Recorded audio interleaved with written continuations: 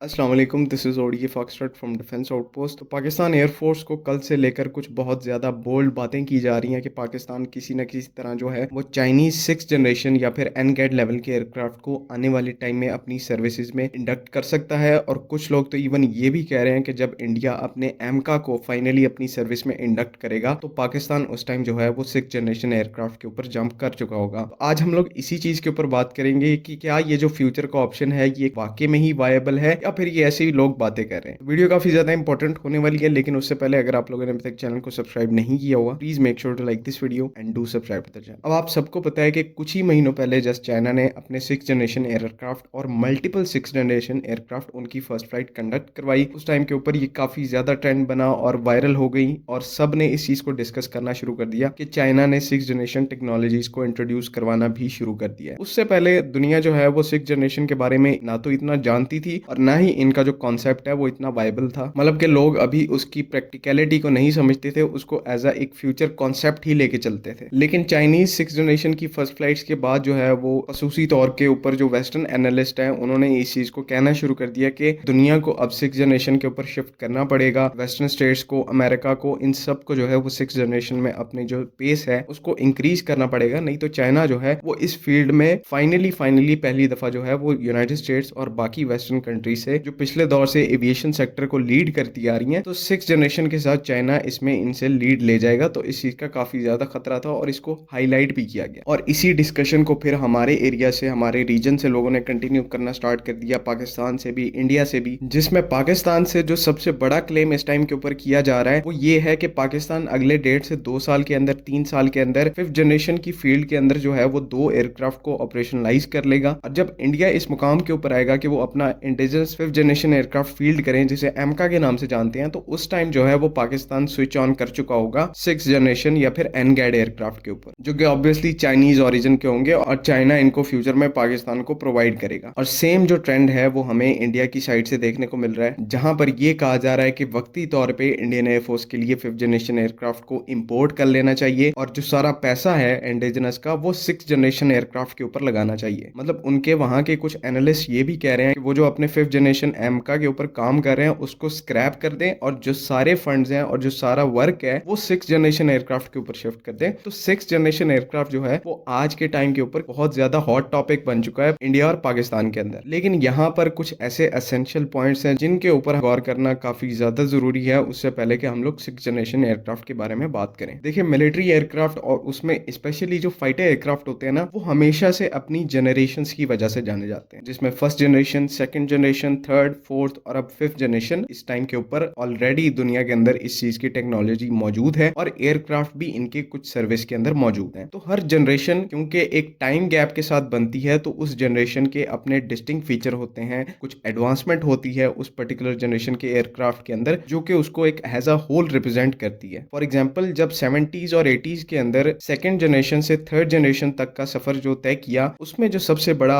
Advantage था या फिर अपग्रेड था वो रेडार गाइडेड मिसाइल थे। मतलब कि थर्ड जनरेशन के एयरक्राफ्ट के अंदर कुछ हद तक radar guided missiles, air to air missiles आना शुरू हो गए, जो कि थर्ड जनरेशन का एक बहुत डिस्टिंक्टिव फीचर था। उसके बाद फोर्थ जनरेशन के एयरक्राफ्ट आए, उसमें एक्टिव रेडार गाइडेड मिसाइल आ गए, ईसा रेडार वाले एयरक्राफ्ट आ गए। तो वो फोर्थ जनरेशन एयरक्राफ्ट का डिस्टिंक्ट फीचर बन गए कि ये इस तरह से ये एयरक्राफ्ट जो है कैपेबिलिटी रखते हैं। और फिफ्थ जनरेशन की अगर आप बात करें तो वहां पर स्टेल्थ एक सबसे बड़ा फैक्टर आ गया, जो कि उस पूरी जनरेशन के एयरक्राफ्ट को रिप्रेजेंट किया जाता है। अब हम इस टाइम के ऊपर फिफ्थ जनरेशन एयरक्राफ्ट को फिफ्थ जनरेशन एयरक्राफ्ट तो कहते हैं, साथ ही साथ हम उनको स्टेल्थ एयरक्राफ्ट भी कहते हैं। तो इसी तरह से हर जनरेशन के अपने अपने फीचर्स हैं, अपनी अपनी एडवांसमेंट है। लेकिन अब अगर आप सिक्स जनरेशन की बात करें तो सिक्स जनरेशन एयरक्राफ्ट के अंदर या फिर इनकी पूरी डेवलपमेंट के अंदर कोई एक ऐसा पॉइंट अभी तक नहीं आया जिसको देख के ये कहा जा सके कि ये इस एयरक्राफ्ट का डिस्टिंक्ट फीचर है और इस वजह से ये सिक्स जनरेशन के एयरक्राफ्ट जो है वो बाकी जनरेशन के एयरक्राफ्ट से मुख्तलिफ हैं, अच्छा परफॉर्म कर सकते हैं और फ्यूचर में इनकी जरूरत है। तो इस तरह की खसूसियात जो है वो सिक्स जनरेशन एयरक्राफ्ट के बारे में अभी तक दुनिया डिसाइड नहीं कर पाई और जो एक्सपर्ट्स हैं, जो इन चीजों के ऊपर काम कर भी पा रहे हैं, वो भी अभी इन चीजों को डेवलप करने में मसरूफ है कि कल को अगर सिक्स जनरेशन एयरक्राफ्ट को फील्ड किया जाता है तो उसके क्या सर्टेन एडवांटेजेस होंगे जिसकी मदद से वो बाकी एयरक्राफ्ट के ऊपर सुपीरियरिटी रखेगा। तो इन सारी चीजों को बयान करने का मेरा मकसद ये कहना है कि सिक्स जनरेशन की जो दौड़ है या फिर सिक्स जनरेशन की रेस जो है वो अभी अपने बहुत ज्यादा इनिशियल फेज के अंदर है और यहाँ पे कुछ भी कहना